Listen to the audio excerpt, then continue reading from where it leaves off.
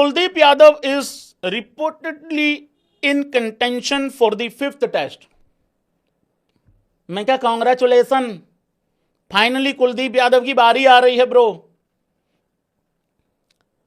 Along with आकाशदीप, क्योंकि आकाशदीप drop नहीं हुआ था, आकाशदीप को फिटनेस के चलते रेस्ट दिया गया था। तो जिस आदमी को फिटनेस के चलते रेस्ट दिया जाता है, जब वो फिट हो जाता है तो वो सीधा 11 में आता है। तो उस तरीके से who is expected to return to this squad. हाँ बिल्कुल सही बात है, मैं तो 11 की बात कर रहा हूं। If Jasprit Bumrah is rested for the final test, Arshdeep Singh could be in the line for a spot in 11। इससे मैं बहुत ज्यादा डिसएग्री करता हूं।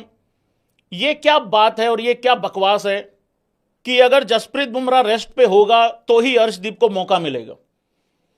भाई ये तो वो बात हो गई कि अगर पैट कमिंस खेलेगा तो मिचेल स्टार्क नहीं खेलेगा, और अगर मिचेल स्टार्क खेलेगा तो पैट कमिंस और हेजलवुड में से किसी को बाहर बैठना पड़ेगा।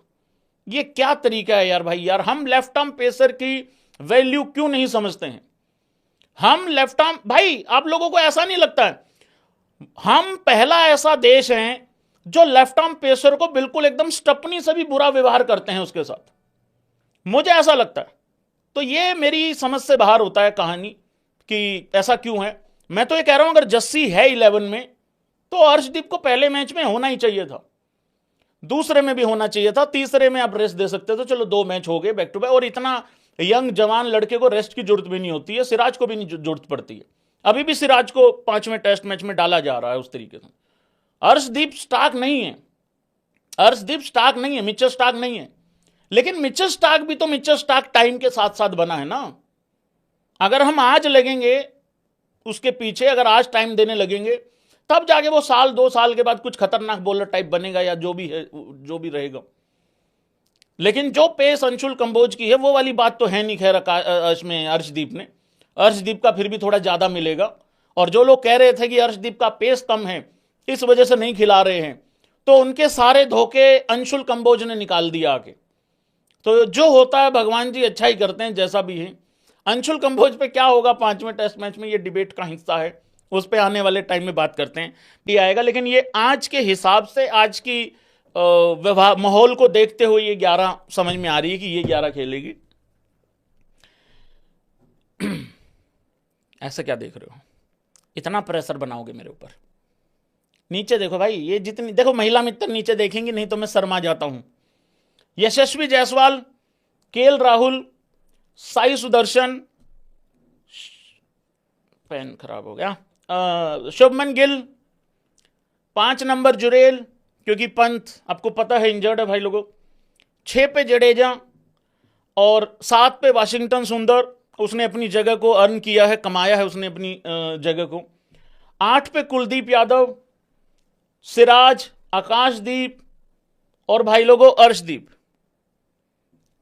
बुमराह को रेस्ट दे दो, जबरदस्ती मत करो। देखो बात ये होती भाई लोगों, सीनियर प्लेयर है, एक्सपीरियंस है, वो सारी चीजें ठीक हैं, लेकिन मुझे बुमराह चौथे मैच में, भले ही वो 9 दिन के गैप के बाद मैच था, बट मुझे भाई लोगों बुमराह जो है ना वो थका हुआ महसूस हुआ है इस पूरे टेस्ट मैच में, चौथे मैच में। मैंने पहली पारी में भी कहा, पहली पारी में ही कहा था, अब दूसरी तो आई नहीं इंग्लैंड वालों की इसलिए तो चिड़े चिड़े घूम रहे हैं। तो भाई मैंने जब बुमराह ने बॉल डाला पहले दिन, मतलब जब इंग्लैंड की पारी शुरू हुई थी, मैंने उस दिन भी कहा था, अगले दिन भी कहा था, क्योंकि उन्होंने 669 रन बनाए हैं। तो बुमराह थका हुआ दिख रहा है तो मत करो, जबरदस्ती तो बिल्कुल नहीं करनी है। और ठीक है सीरीज लाइन पे है, वो सारी बातें हैं। मैं इस चीज में यकीन नहीं रखता हाय मेरे पास ये नहीं है, हाय मेरे पास वो नहीं है। मुझे मालूम है जो मेरे पास ये बॉलर हैं ये मैच निकाल देंगे। और मेरा ये वाला कोई, मैं इस बात से कभी एग्री नहीं करता कि जसप्रीत बुमराह टीम में है तो इंडिया जीतेगी नहीं, और जसप्रीत बुमराह अगर नहीं होगा तो इंडिया जीत जाएगी। ये वाली टीम विदाउट जसप्रीत बुमराह के मुझे जीतते हुए दिख रही है, ऐसा मेरा मानना है। बाकी तुम लोग देख लो क्या करना है क्या नहीं। देखो शार्दुल ठाकुर और अंशुल कंबोज की जगह इस टीम में है नहीं, बन नहीं रही है, मतलब इस 11 में। लेकिन मैं कोशिश करूंगा अगर कल बन पाएगी तो देख लेंगे। बाकी यार यही है, अर्श, आकाशदीप, सिराज, कुलदीप और वाशी, 1 2 3 4 5, और आपका छठा हो गया भाई लोगों रविंद्र जडेजा। और